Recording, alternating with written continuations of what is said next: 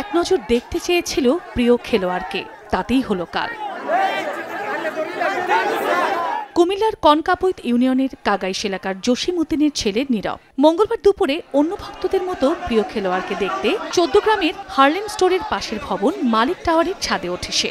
সেখানে বৈদ্যুতিক তারে আটকে বিদ্যুৎ স্পৃষ্ট হয় সপ্তম শ্রেণীর শিক্ষার্থী নীরব। পরে স্থানীয়রা উদ্ধার করে চৌদ্দগ্রাম উপজেলা স্বাস্থ্য কমপ্লেক্সে নিয়ে যায় তাকে। সেখানে প্রাথমিক চিকিৎসা দিয়ে উন্নত চিকিৎসার জন্য কুমিল্লা মেডিকেল কলেজ হাসপাতালের বার্ন ইউনিটে তাকে পাঠানো হয়।